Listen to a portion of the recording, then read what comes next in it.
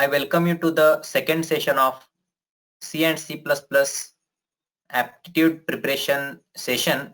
And this session today we are going to discuss examples of pointers. First I explain you what is pointer. So pointer is a one variable. You know that pointer is another variable only holds memory address. So many programmers the pointer concept confuses because of some technical knowledge of memory address as well as the variable declaration rules, and maybe some points missing about what is array and the difference between array and the pointers. So I first clear many things like what is memory. Memory is a space to store variable values, and the memory in C language you can access memory address using ampersand symbol. In the scanf function, you type ampersand symbol. So with the help of ampersand, you print the memory address. Now, how much amount of memory required for integer, float, and character? So depends on that byte of memory variable reserve in a memory space. Consider here one example. Write a program to demonstrate memory address. So here is a one program hash include. I type stdio.h and main function. I'm using dev C++ IDE tool to type program and run the program. I declare one variable of type integer. In integer, I'm going to store some values. So here is the one simple variable. I type number is equal to 39, and the next line I type printf /n number is equal to %d comma number. Now the next is I here type printf /n memory address is equal to. Now how to access memory, how to access the memory and how to print. So first of all we discuss here is how memory reserved for a variable. The people who joined just recently, let me feedback, give me feedback, my voice feedback. If I'm audible, you can type I'm audible, I'm clear. So I'm here discussing the concept pointer, and see I declared one variable called number, and this number variable is integer type variable. It is an integer type variable, and integer type variable reserves 2 bytes memory. Now here is the one memory address. Let's say the memory address is 8978, and there I store one number 39. I store here a number 39 like this. And the next is I create another variable of type float. The variable name is percentage, and the next again here I type percentage is equal to percentage value. So here I type printf percentage is equal to identifier. I use %f, and here I type percentage. The next line I want to print memory address. So later I show you how to print memory address, but we just keep a note memory address. And here the float variable takes 4 byte of memory. So somewhere in another place our another variable percentage reserves some more amount of memory, and it is a float type variable. It is a float type variable which reserve total 4 byte of memory.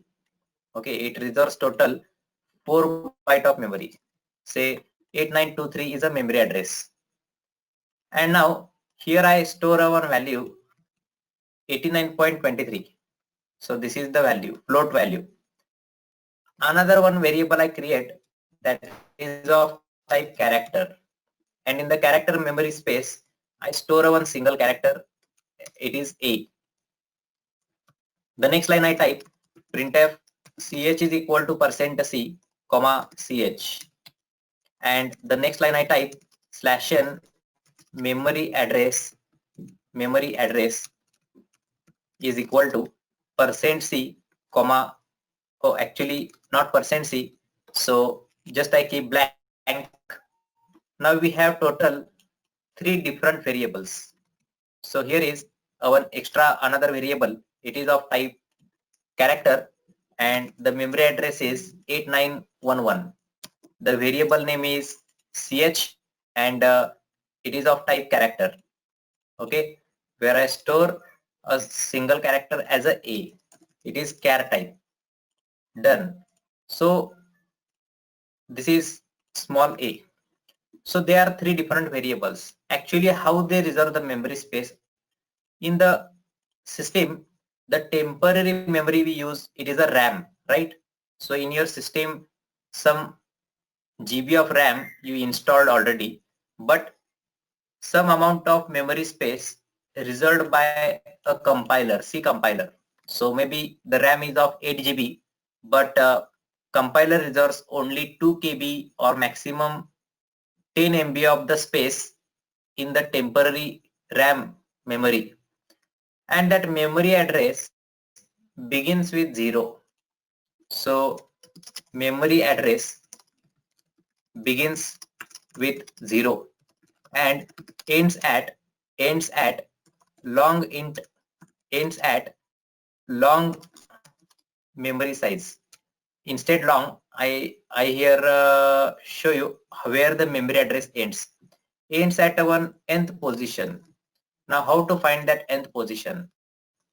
So the integer range is -3 to 768 to +3 to 767, right?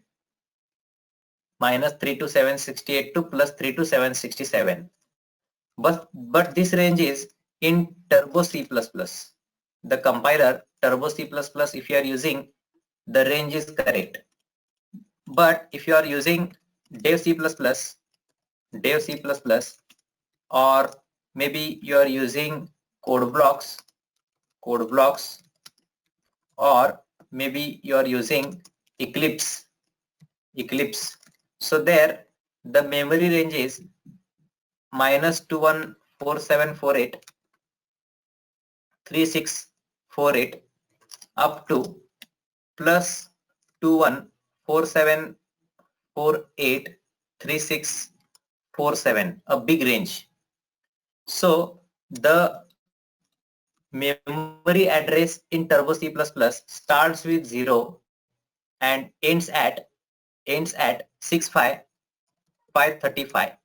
So if you make the addition of these two, it gives you the number 65535, and this number is called unsigned integer. This is called unsigned integer. So the meaning of unsigned is begins with 0.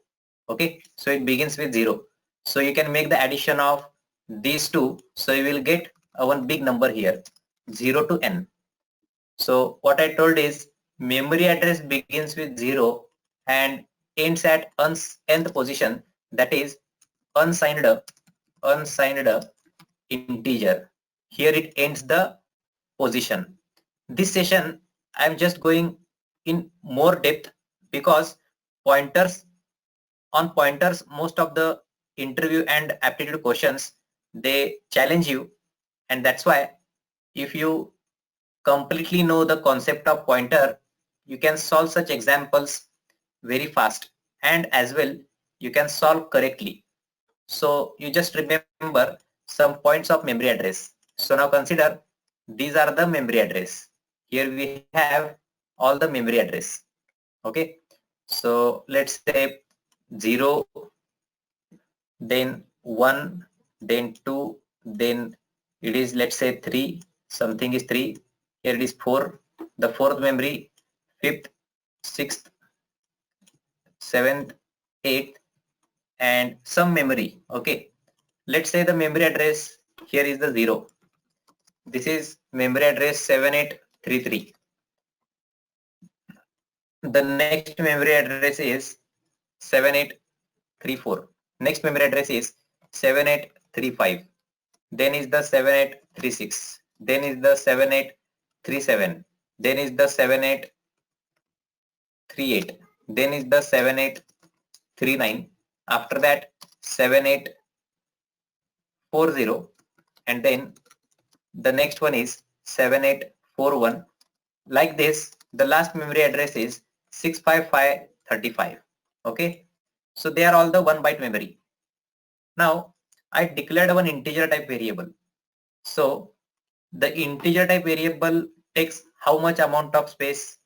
So the integer type variable takes, I consider I'm using dev CPP, so that's why integer takes 4 byte of memory. Okay, integer takes 4 byte of memory. Float takes 4 byte of memory, and character takes 1 byte of memory. Now how it reserves the memory space? So somewhere in the memory address here, integer reserves the memory space. I not guarantee in temporary memory where integer going to reserve the space. It depends on the compiler. So consider here is a variable number, and now number is going to reserve this memory address. Now how much byte of memory integer is going to reserve? So integer is going to reserve total 4 byte of memory. So integer reserve these 4 byte of memory. So this is complete integer. Next one variable is a float variable, and float is going to reserve 4 byte memory again. So consider here the float variable percentage going to reserve memory space. So in C language or in any programming language, once the memory reserved for any variable, that space not possible to give to any other variable. Once you reserve, it's final for that variable. So that's why in the remaining space somewhere else, the float is going to reserve the another memory space. So float is going to reserve which memory? The remaining 4 byte memory. So consider this area, float is going to reserve some more memory space with 4 byte memory. Now the next is one more variable called character, and somewhere here the character is going to reserve memory space. Now consider this area is for a character variable, and only 1 byte of memory reserved by a character. So you can see this way the integer reserves memory address 7834, then float reserves the memory address 7838, not 7838, 7839, and character reserves the memory address 7838. Okay, we not guarantee where the variable is going to reserve the memory, but somewhere available space the variable reserves the memory. But how to print the memory address in C language? How I access the memory address in C language? I want to access this memory address. Okay, so it's easy to access. I can access and show you these all the address and print in C console. Now for that you press ampersand symbol.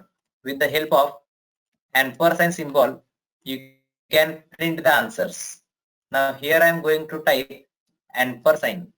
Here I am going to type ampersand symbol and following the variable name. I again type ampersand, variable name is percentage. The next is ampersand, variable name is character. And all that memory address, they are of type unsigned integer. You can see the value is begins from 0 and ends at somewhere else. So this is an unsigned number. And in C language to print unsigned number, we type %u. So here also I type %u. And here also I type %u. So this is how you can access and print the memory address. This is important for pointer. If you know memory address, how it reserves behind the scene, then easily you can answer the pointer questions. I am very complex problems going to solve in pointer in the today's session. That's why I'm going more deep in the memory address. Okay.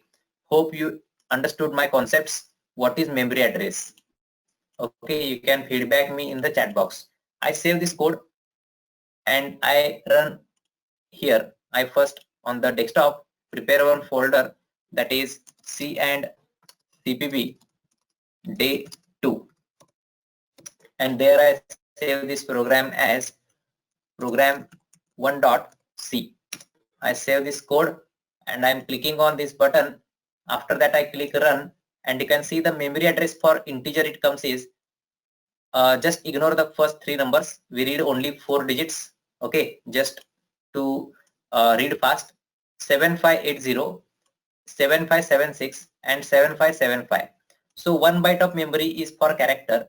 Next 4 bytes of memory is for integer. 7576, 7577, 7578 and 7579. Next 4 bytes memory for float. So actually this is integer, this is float and this is character. But what if I change the order of declaration? Let's say first I declare character variable, next I declare the float variable, and next I declare the integer variable. So if I change the sequence of declaration, so C language compiles line by line. That's why C language reserve the memory space for character variable first. Now you read the character memory address first. It comes 83. Next you read the float variable. So float is 5676777879. So C language how reserved the memory space? 72737475 integers, then 7576 up to 7579 for float, and after that somewhere else the 83 is the memory address for CH. But we not guarantee the memory address where C language is going to reserve the memory. It is not important that where it reserves, only we understand the address of that memory. If you able to access the memory address, you can understand the pointers. Now hope that you understood what is memory address. Now I going for the pointer concept. Pointer is the one another variable. It holds the memory address of a variable, another variable. I here explain you how to understand pointers. Write a program to first I demonstrate you about pointers. Demonstrate pointers. So how many of you already know how pointer works? You can comment in the chat box. If you know, you can type something positive answer. So here I type hash include stdio.h, then in there I declare one variable of type integer, and here I type printf number is equal to %d and comma variable is number. So that variable number I store one number, let's say number is equal to 45, and I print that variable value. As well type /n, here I type memory address is equal to %u, and then I print the number like this. Now the next step I here declare one pointer variable like *p1. So when I declare any variable, it occupies memory space or not, like this. So of course the pointer is a variable, it also requires some memory byte, as well as the number also requires some memory byte. Consider the memory address 6578. There I here declared one variable. That variable reserves the memory space 6578. I store there one value 45. Then I declare one another variable *p1. So when we create any variable of type pointer, that pointer remains unreferenced somewhere. So this p1 is the one variable, and this p1 also reserves some byte of memory, but there we don't have any values. Okay, so somewhere else the pointer is referencing. somewhere else the pointer is referencing, but there is nothing. This is empty. Okay, so what I have to do is I just bring back this pointer variable to this location. I want to say, hey pointer, you point this memory address. Okay, not this one. So how I tell pointer that to reference the memory address 6578. Here I type P1 is equal to ampersand. Let me type this after this equation. P1 is equal to, I tell ampersand number. So when I type this equation, so pointer comes to the address of number, and the pointer is now pointing to the memory address where the number is pointing. So on the same memory address now, we have two different variables. One is a number, one is a pointer. But why we are actually pointing the same memory address with the two different variables? Sometimes we need to do some data structure related operations, sorting, searching, filtering, hashing. So for that we need the concept of pointer. So this is the very beginning code. That's why instead going into the hashing and the sorting algorithms, first we discuss some compound equations. So here is a P1 is equal to address of number. I hope you understood why to type P1 is equal to address of number. And if I type next line, printf star P1 is equal to %d, comma star P1. So that star P1 it stands for, star means access the value. Okay. So star P1, if you type star P1 prints 45, star P1 prints 45, and P1 prints 6578, and P1 prints 6578. So if you type star P1, meaning is different, and if you type P1, the meaning is different. Okay, so I'm going to type star P1, and the next line I'm going to type /n memory address is equal to %u, remember %u, and then I type P1. I save this code with program 2.c, and here I click on compile and run the program. Now you can see the number and the pointer, they show you the same value. Memory address here is wrong. So I type what? Ampersand number to print the memory address. Here you not write ampersand. The P1 is enough to print the memory address. Star P1 is to print the value. Okay. So now I run the code. You can see the memory address for number and the pointer, they are showing the same because of they are on the same memory address. P1 is there and number is also there. Okay. So if you understood, I can go with the complex examples now. So here I have some complex examples for you. I here type some equations. Okay. I here ask you some equations so you can answer me. Write a program to solve pointer equations. So such type of equations asked in aptitude and the interview exams. So that way I explain you how you can solve fast. So I just prepare some questions. I need some variables, let's say A, B and answer, and as well star P1, star P2, and that's it. The question one, I ask you that if it is A I store 10, B I store 13, and the next line, if I ask you make addition, first I type P1 is equal to ampersand A, and then P2 is equal to ampersand B. So if I ask you, here I increment the value of A, and then I type star P1 plus star P2 modulus star P2 modulus B. So I want to ask you this equation so you can answer in the chat box. So how you answer is, you first tell me the after the equation what will be the value of A, what will be the value of B, what will be the value of star P1, what will be the value of star P2 and what will be the answer. So these all you tell me in the chat box.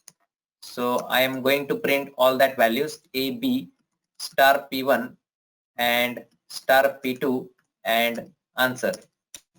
So this is the first question. I save this code first as program 3.c, program 3.c. So take your time and you solve this question and tell me the answer. So just I want to help you with some basic drawings. So you given one equation, this equation question 1. Okay, so this I keep one question 1. This is your question, and you can see here is the one variable. Memory address is for A, and for B it reserves some memory in somewhere memory address. This is for A and this is for B. The variable value of A is 10 and the variable value of B is 13. After that I type P1 is equal to ampersand A.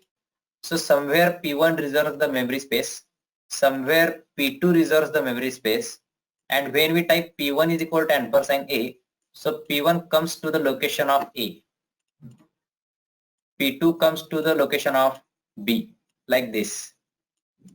Okay, and now you can answer. Now tell me what is your answer if you solve this question.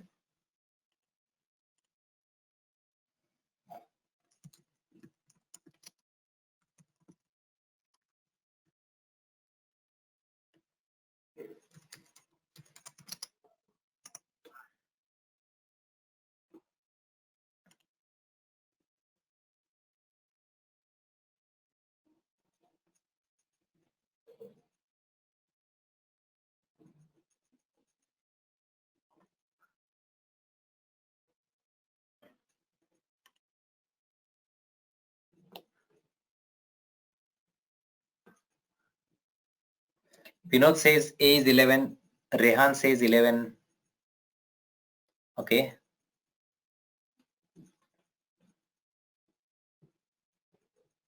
Then B, I'm getting answers from Vinod is 13. Varsha says the A prints 10, B prints 13, star P1 prints 10, star P2 prints 13, and answer will be 11. Okay. Specifically, I'm getting the answer as 11 from you. So how it works is I am making the A++. So the first step A changes to 11, right? The next step is star P1. So what is star P1? Star P1 and A, they both are same. They are not different. I repeat again. Okay, carefully you listen. Star P1 and A, they are on the same memory address. They are same. They are not different. So if A changes, that affects on star P1. If star P1 changes, that affects on A. So here I consider the star P1 as a 11. The next line, it is star P2. Star P2 means 13. Modulus star P2 and B, they both are same. They are not different. So 13 modulus 13 is 0. The answer will be 11. Okay, so the correct answer is A prints 11, B prints 13, star P1 prints 11, star P2 prints 13, and answer will be 11. I show you answer. So here we run the code. I save, compile and run, and you can see the answer. A is 11, B is 13, star P1 is 11, star P2 is 13, and answer is 11. So that is how pointer work. I ask you another question. Okay, now hope you understood. This is question number 2. Let's say A is one very small number 3 and B is A++. Okay, I type star P1, I keep a bracket and here I type plus is equal to B. Then the next line I type, first I need to tell P1 means address of A and P2 means address of B. Okay. Now the next line I type star P1 plus is equal to B. And here I type answer is equal to A plus star P1 upon star P1 upon B into star B star P2 into A, star P2 into A. So now you can answer. This is my another question. I also draw one diagram for this question.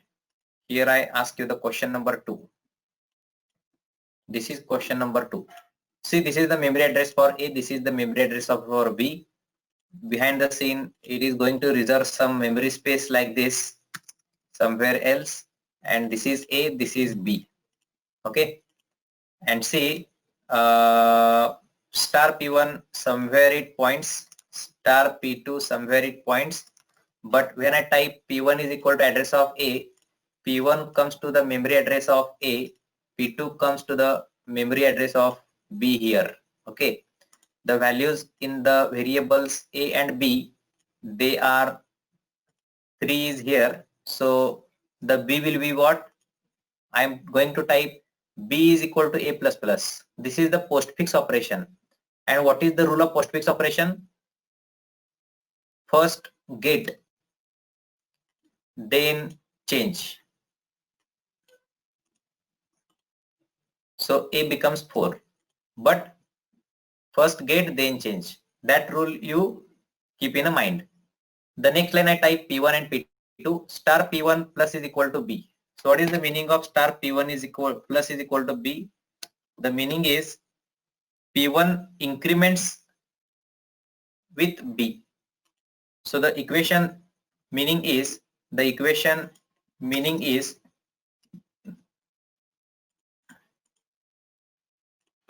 star P1 is equal to star P1 plus B. The meaning is star P1 is equal to star P1 plus B. Okay. So if I make the addition of 4 with variable value B 3, so B changes to 4 plus 3, 7. Okay, here it is. Not, no. I explain you again this equation. Star P1 plus is equal to B means on the location of star P1, I perform the addition of star P1 and the B. So 4 plus 3, star P1 changes to 7. Okay, this is the meaning. Read carefully again. Star P1 is equal to star P1 plus B. So star P1 and A, they are not different. They are same. So the star P1 effects on the variable A. Here I change the value to 7. I make the addition of 4 plus 3. Next is answer is equal to A plus star P1 upon star P2 into A. So you calculate and tell me the answer if the equation is A plus star P1 upon star P2 multiplication A.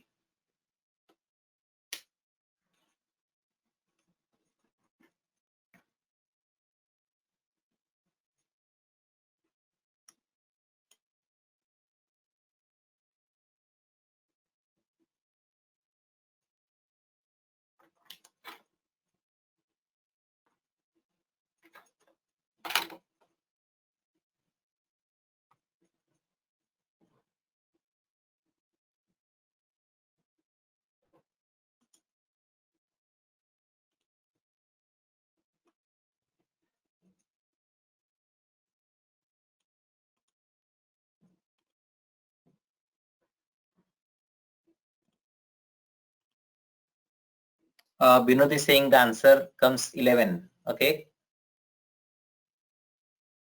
Other members?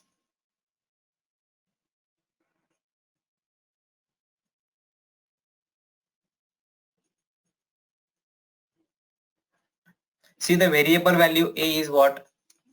Variable value a is 7 plus.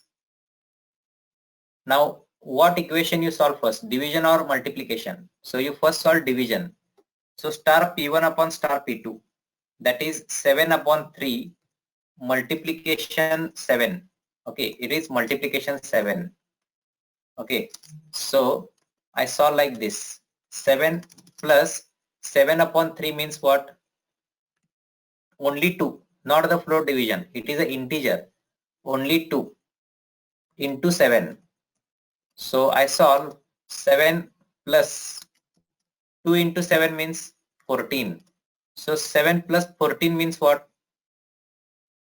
21. So answer comes is 21. I show you here the output. So this line we copy paste here. Save, compile and run. So answer comes is the 21. It is the correct answer. Okay. So this is another question. Now for more practice, I here ask you some more questions. Question number 3 is, if let's say A is 10 and B is 20. In P1 I store address of A, then in P2 I store address of B, then I type P2 is equal to P1, and then the next line I type answer is equal to star P1 plus star P1 plus plus minus star P2. I type like this, plus plus star P2 minus B. Now you tell me the answer. Okay, I also draw diagram for this equation here.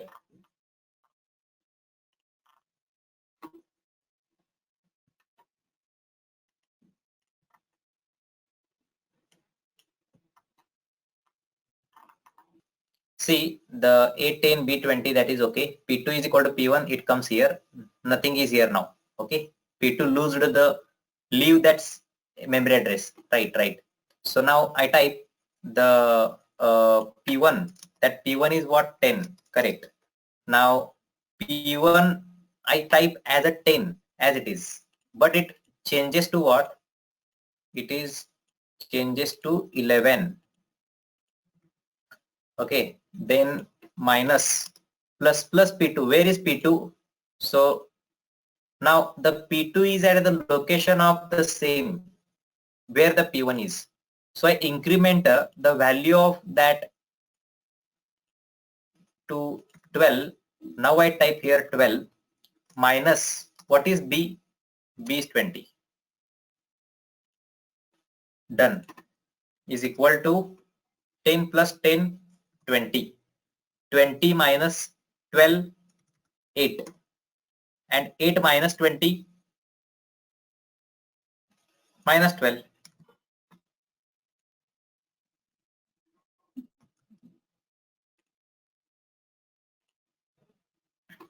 12, 20, 12, 12, minus 12. Done. This conference will now be recorded. So now I'm going to teach you some points on C++. Okay. In aptitude and in the interviews, maybe you have questions on class and objects. So if I ask you what is class and object, so you imagine this type of structure for a class. And if I ask you what is object, so maybe you create an object of class student, and here you can call add student, and as well as you can call show function. Of course you are right, this is class, this is object. So what is the importance here? Why we create class, why we create objects? So how it plays a role in the software development? So it is called as an entity class. This part is an entity, and this entity class in the second layer, that is the logic layer, the presentation layer, and as well as the service layer. In such many layers, this class used as an entity. Okay, so that's why we need such classes. So this is a very low level OOP concept, that you just create a one class and you just create a one object. But in the development at high level, they use this class as an entity class. So that is another part, but just I gone through it. And in C++, you must know the concept as a class and object. One more concept you must know, that is function overloading. Okay. Next concept you must know, that is why we use private, why we use public, and why we use protected type. So many people's attending this session, nearly 20 people's you are attending this session. So I like to know from you, how many people's you surely know about what is private, what is public, and what is protected. Okay, so you comment your answers, and accordingly your answers, I here explain you some brief examples. So these are the three access modifiers. We here read it as a access modifiers. So these access modifiers available in Java, in C++, as well as in Python programming. Not Python, but in C++ and Java, these keywords we use: private, public, and protected. The meaning is, by default access for class is private. We can type public or we can type protected as well. Depends on the requirements, we decide the types. Now the next is here one more concept, that is constructors. So in constructors, there is a one topic, one types of constructor, that is default, parameterized. They are the two types, but there is a one more that is called as this constructor. So they are different constructors. The next to it is inheritance, and after that polymorphism, and then is the abstraction. So they are not different. I type polymorphism and abstraction. Okay, so they are the OOP features. And all that features, they are the pillars of object-oriented programming. So there, the very important concept is the class object, function overloading, and the access modifier. If you know these 3 points, you can solve complex problems as well. So I here ask you some questions on class and object, and as well discuss with you how to solve such questions. So let's say this is the first one code. Write a program to create class and demonstrate passing object to function. Maybe on in interviews and aptitude test, they ask you questions on operator overloading, function overloading, okay, binary left shift operator, binary right shift operator. So you must know these points. Okay, so here is the first code. I am using the IOStream header file now. Then I type the main function like this, and the next to it, here I type return 0. Okay, so this is, I type first using namespace std. So if you don't know about namespace, you can ask me in the chat box. Now here I create a one class. So let's say the class is client, and the next line I declare some variables. Let's say the first variable is of type private. It's a C1, not C1. I type private integer client ID. The next is a one public variable. It is character client name, and the next one variable is of type protected. It is a, let's say, character location. So they are different variables. Okay, now here I declare another public function as client, and this is default constructor. So I type client ID is equal to 19. Then I type string copy client name, comma, here I type by default client name is hash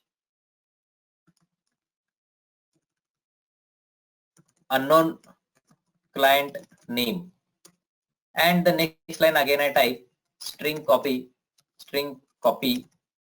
location is unknown location, okay.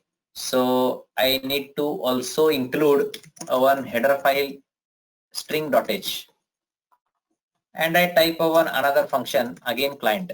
So they are the constructors, and constructors means they get called automatically when you create the object of class. I declare here one client ID variable, then I declare character type client name variable, and then is another character type location variable. So there are three different variables, and here I am going to type this is the one keyword in C++ to access the class variables. I type client ID is equal to client ID. Next I type string copy function, and here I type this client name comma client name. So if you don't know about the keyword this, then in chat box you can ask me the point. So here is the this keyword.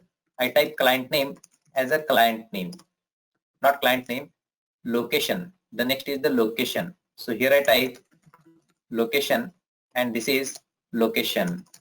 Most of the aptitude and interview questions, they give you a class structure like this. They give you the different access modifier variables, functions, and on that they ask you some questions. So here I create one object of client C1, and I type here one statement that is cout /n client ID is equal to, I type C1 dot client ID. Next line I type C/n client name is equal to C1 dot client name. Next line I type /n client location is equal to, I type C1 dot location. As well I create one another object C2, but this time I pass some values. 103, I name that Prathamesh, and location is Bangalore.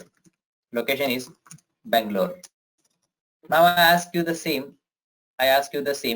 These three lines I copy paste, and this is just I change it to C2. So what I'm asking is which lines throw you errors. So line number 39, line number 40, line number 41, 44, 45, 46. So what do you think? Which lines execute and which not?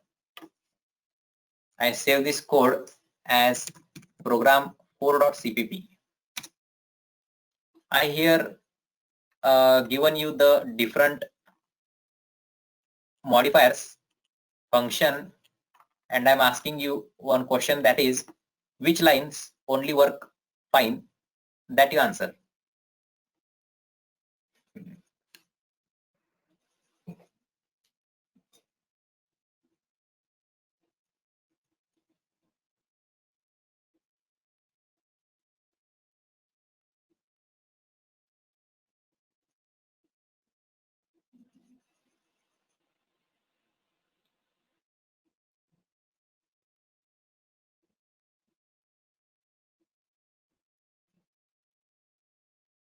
Answer from Rehan is except 46 all work.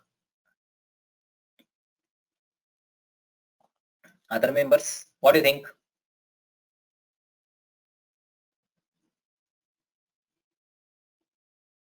See how much time you take to solve the questions, right? So that much time you consider while you preparing, you attempting any interview or the aptitude test. Priyanka says the 45, 44 and 46 not execute. Okay, 44, 45 and 46. And what about 39, 40 and 41?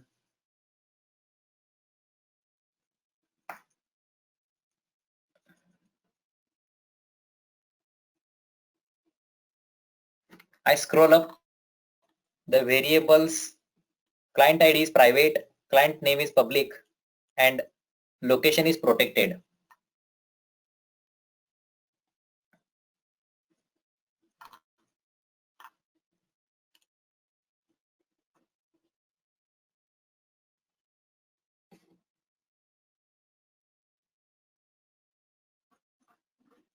I show you what happens.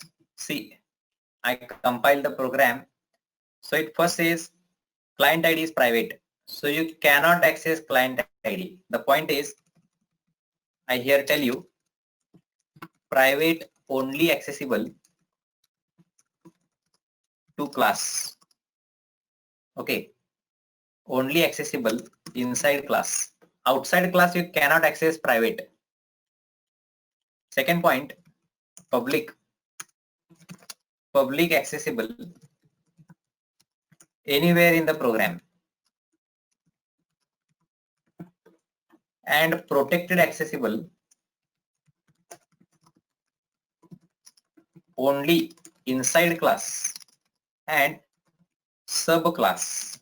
So we don't have subclass, so no chance of access of location and client ID. So if I comment private, then only it works. So line number 39, 41, 44 and 46 not work. I save, compile. Oh, I save, compile, and now if I run, you can see it prints only the client name. The first time client name it prints unknown client name because it calls default constructor, and second time only it prints the client name as a Prathamesh. So hope you understood what is public, what is private, and what is protected. So if you understood clearly and confidently when to use private, when to use public, and when to use protected, then only the next points are easy to understand. Otherwise, it confuses in many programs. So first you understood these three keywords: passing object to function, and then function overloading. So this is the session today. I gone through the concepts of memory address, pointer, and after that how we can solve some complex questions in pointer. As well, I discussed with you in C++ if you are as a beginner or as a some experienced programmer, then you can try learning and updating the skills in the access modifiers, class object, and the function overloading. Okay, I wish you all happy learning. So you solve such questions.